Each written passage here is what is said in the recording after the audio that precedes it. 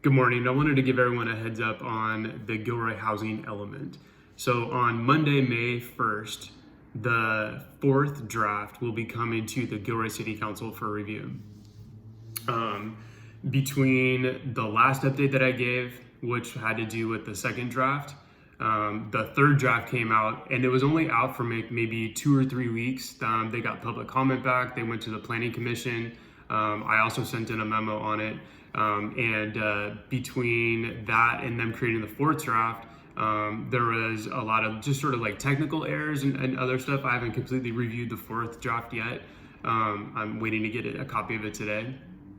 But they made some updates. So there's basically 4 versions of the housing element that's done now.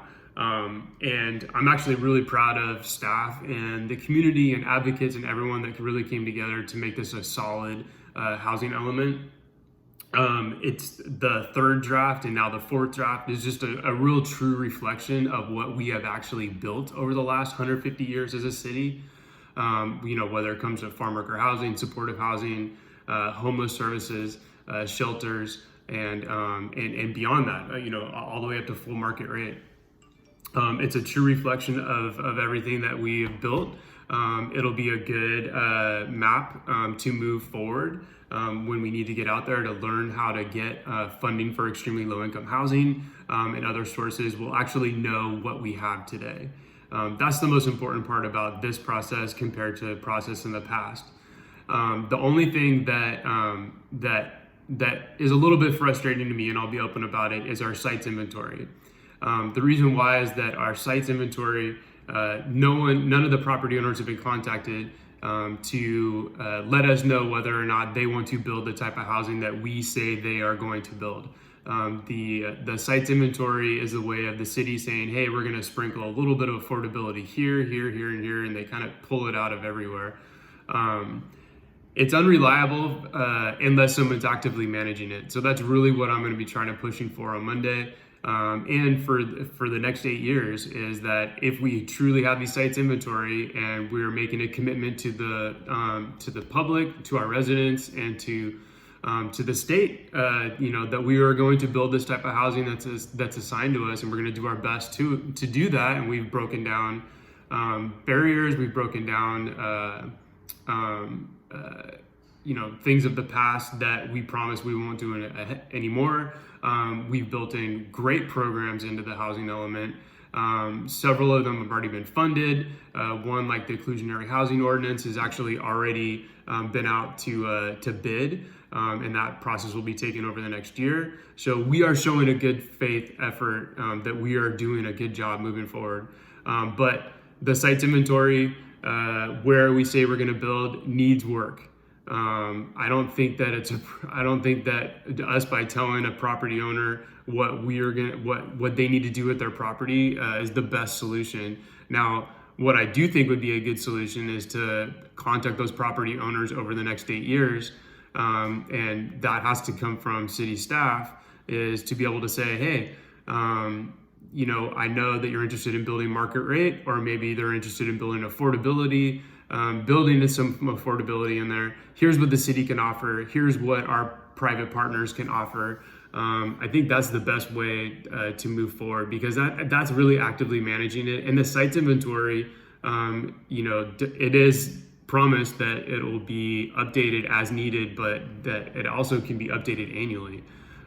Because one of the arguments against having to contact all the owners, and there's only 40 properties that we list, but the argument is that they might say no today, but then the markets might change in a year or 2 from now, and now all of a sudden they want to build. So I agree with that.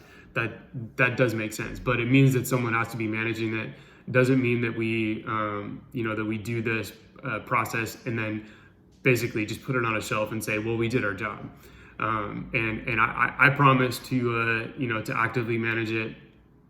And I'm really hopeful that staff and others and a lot of the community-based organizations based here in Gilroy will be able to look at this housing element, be able to have portions of it that they understand simply, and then they can go out and look for ways to build some of the affordable housing we need, because the money and the funding is there.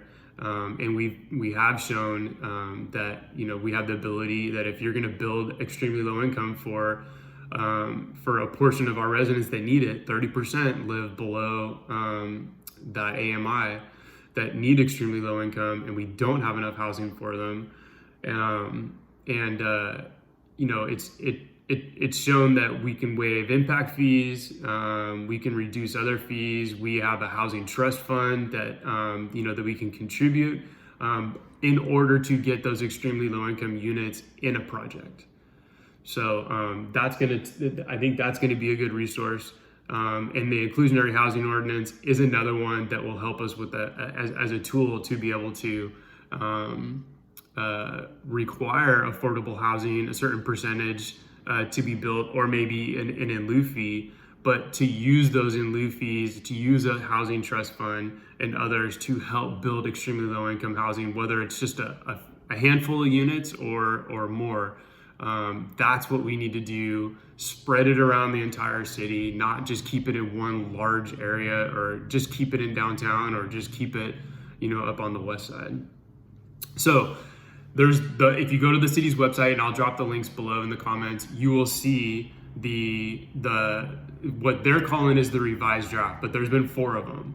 Okay, but the website will only have the most recent one. On Monday, May 1st, we have a public hearing for the housing element. Anybody is welcome to come provide public comment at that time. And then what will happen is that the staff will gather up all the information they need from these meetings. They will produce, they'll either keep that 4th draft that they have and not make any revisions based on what happens at the council meeting, or what will happen is that they'll compile all their notes and they'll make a 5th draft. They'll post that on the city's website. They have to post it for 7 days before they send it to HCD. That way they can get all the more public comment in, but they have time to you know, to be able to respond with meaningful comments, or to choose to change the draft or not change the draft. Then that'll get sent back to HCD. State HCD has 60 days to review it. And then they will either send a letter back and they'll say, here's more revisions that you need to do, or they'll send a letter back saying that you're in compliance. And, you know, and again, too, this came up in the planning commission meeting, but, you know, the truth is that on January 31st, 2023, that's when the statutory deadline was for housing elements to be due. We're way past that. And, you know, there is no grace period. I saw the consultant say that there was a 120-day grace period, but it sort of didn't apply to us because it was a rezoning. It didn't apply to us. There was no grace period, and everybody knew that back last October. You know, we are subject to something called the builder's remedy. We are subject if we don't get this right. And I do think we're going to get this right, but we are subject to have like our PLHA funding removed, certain transportation funding taken away from us. And at the extreme, if we can't get this right, and if we don't get this right every year, right, and show our progress, you know, the state can decertify that. The state can take over our authority for local zoning, and we don't want that. That's not the direction I think that we are going. I think that we are on the right path. I think that the advocates have done a great job. The other community-based organizations have done a great job. Our staff's done a great job listening and making all the necessary revisions so that everybody feels that this is a great product for Gilroy, and ultimately, you know, we can start helping those that really need the help from us. So that's my updates for right now. More than likely, the next update I'll give is when the city posts the actual draft that they're going to send to HCD, and I'll post that information then. But thank you very much.